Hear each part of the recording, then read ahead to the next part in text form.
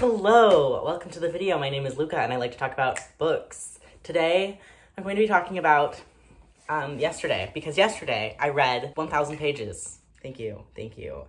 Don't, please. I basically did a 24-hour readathon, except I didn't film anything because I'm a terrible vlogger and I didn't want to put you or myself through that. I started at midnight, literally, because I couldn't sleep, which is so fun. And I had a great time trying to get to sleep for like 3 hours before I decided I might as well not and read my book. So I started at midnight, and I'm gonna talk to you about the books that I read between midnight, January 6th, to midnight, January 7th. I will, spoiler alert, didn't stay up until midnight. Oh God, I'm sorry about my hair too. Oh my God. I didn't stay up until midnight last night because like I had to open this morning, and I actually was able to fall asleep by 11, so that's fun as well. I'm just channeling the fine, you know what I'm talking about. So I started off the day by finishing Hidden Pictures by Rekulak. I read about 200 pages of this. It is a horror novel, so it did go really quickly. It also was an ebook, so like the pages were a little bit shorter than normal, but I'm still counting them as full pages because I want to be able to say that I read more than 1,000 pages, and that's what I can do if I'm, you know what I mean? So I read the ending, the second half, basically. Let me talk to you about Hidden Pictures. Here's my little summary. I'm gonna read it to you. Rah!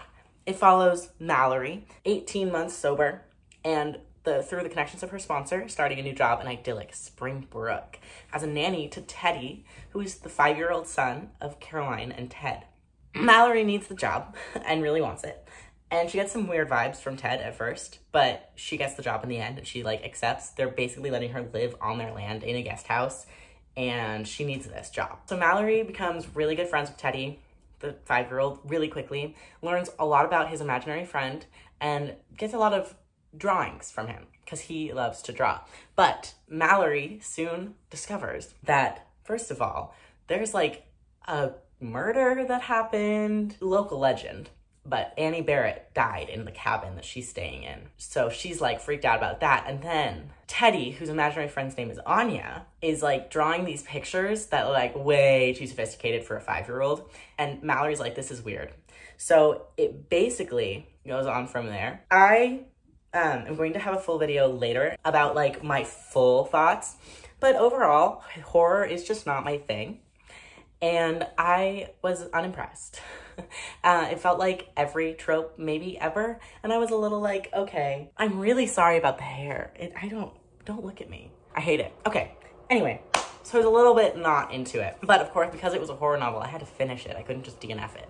But I would have DNF'd it. But if you like horror, then I would recommend it. So like, it's a little bit wishy-washy, my feelings on this. I gave it 2.5 stars, perfectly in the middle.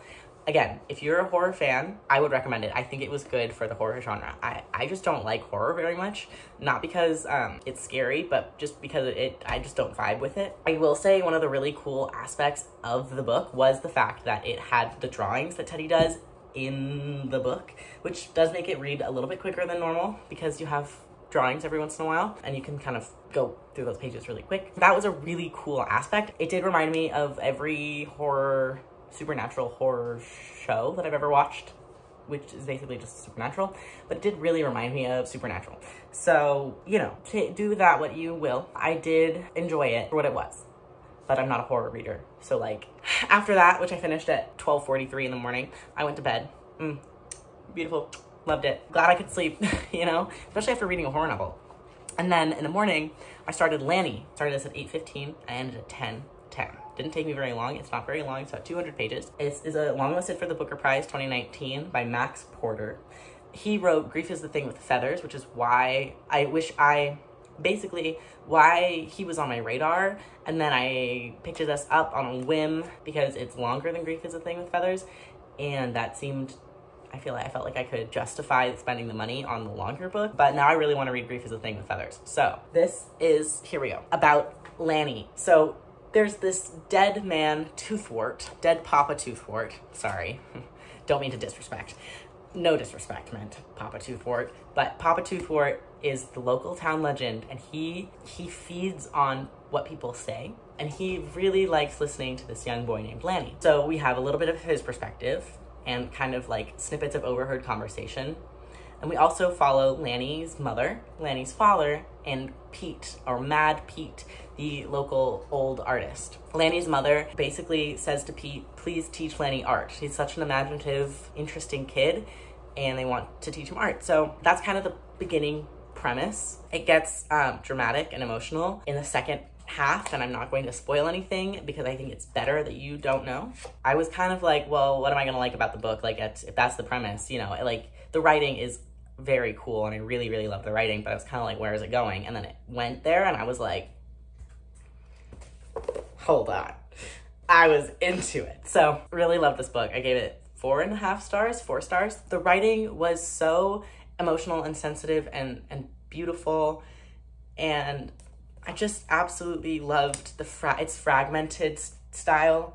And you get to like part 3 and it no longer becomes told from just the perspective of the mom, the dad, Pete, and Papa Two-Fort. And it also becomes like a kind of a collective story told by the whole town. It's just gorgeous writing. I can kind of see why it was longlisted for the Booker Prize. Definitely pushing the boundaries of what we expect and also pushing the boundaries of format. Let me show you. We have pages with the text curves, and that was really interesting. Not necessarily plot important, but very interesting to read. Overall, I just really enjoyed the book, big time. I don't have a whole lot to say except that I want to be able to write work of this kind of emotional impact. It's not too heady, so I would highly recommend anything by Max Porter, especially dealing with like loss and grief. Really good at those tense emotions. The next book that I read, I started anyway, about 15 minutes later at 10:30. I started August Kitko and the Mechas from Space by Alex White. Not loving it, so I didn't finish it. I read to chapter 5 over the course of the day. This follows Gus. He is a jazz piano. He's a jazz pianist. And he has been invited to play at this big event that's happening, a big party to happen at the end of the world because space robots are invading, I think. I'm reading it so quickly that I didn't grasp everything, but that is like my general understanding. And he's like, this giant space robot, Juliet, comes to Monaco. They're in Monaco. And Gus decides he's going to play kind of what he's hearing. So he starts playing and jamming out. This famous pop musician, Ardent Violet, is non-binary, which I really appreciate. Like we don't exist within the binary. I mean, it's way far in the future, so good. But that was nice. So one of the main characters is non-binary, but Ardent Violet comes and starts jamming with Gus. They've had an affair, not an affair, but they had sexual relations, and they're like jamming out at the end of the world. And then this robot comes and basically like morphs with Gus and saves them. And so it's no longer the end of the world because Gus has morphed with this robot. It was fun. The beginning is fun. I think I'm going to enjoy listening to the audiobook, which I have a hold on. I'm going to enjoy listening to that a lot more. I think just because of the pacing.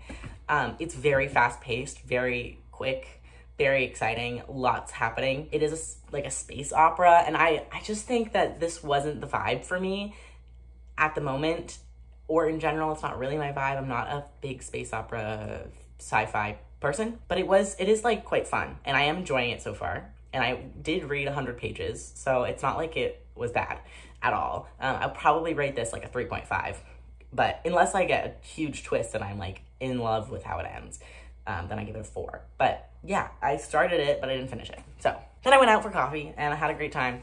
And my next endeavor was Winterhouse. I started this at 2:32 in the afternoon, finished it at 4:33. This is a middle grade novel. It's by Ben Guterson. It follows Elizabeth, who is sent by her awful aunt and uncle. She is sent over the winter vacation to this hotel. So they're basically kicking her out for a winter vacation. They give her $3 and they pack a plastic bag full of like clothes and say, all right, go spend your vacation at this hotel called Winterhouse. There, Elizabeth meets Freddie, who's like her age and a total word nerd like her. She's a total word nerd. Books, anagrams, word connecting puzzles, you know, where you have letters that connect to other letters and how many steps can you get it to be like from fuel to goat, you know? And so she meets Freddie, really loves Freddie, and all of the interesting people who are part of the hotel and guests at the hotel, like Norbridge Falls and the librarian. And she basically has to figure out kind of the mystery around this magical hotel. We don't really know it's magic, but it definitely feels magic. And there's a mystery involved with some of the people who are staying at the hotel, and also the fact that Elizabeth has just been sent, like why Winterhouse, her aunt and uncle were paid by someone to go like send her to Winterhouse, like why, what's going on? So that's what this is about. I really liked this, actually. I would have loved this if I were, 10 years younger. I would recommend this for anyone who either likes middle grade or is a middle grade reader. A good gift to give, I suppose. It was really fun, adventurous, very quick paced, which I think is good. The magic was interesting, maybe not fully developed, but it's a kid's book, so I don't care. I just had a good time reading it.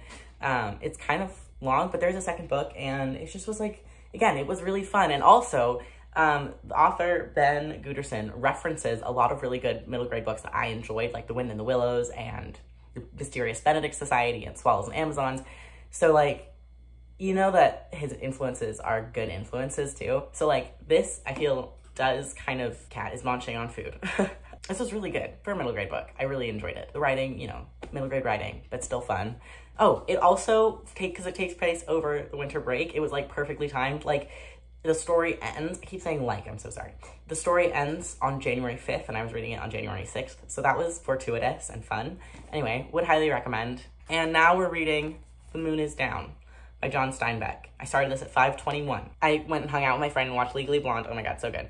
And then finished it at 9:25. So this one is a short, I would call it a novella by John Steinbeck, about a small mining town who has been occupied, conquered by, invaded is a good word, by some soldiers. It is set in Europe, Western Europe, I assume, during World War II. Didn't get that until I read the back cover, but like you get it because it's a small mining, it's a small town being invaded by soldiers, and kind of that's the vibe, but also you do have to it doesn't give you that context, and it kind of just, that's it. I don't know.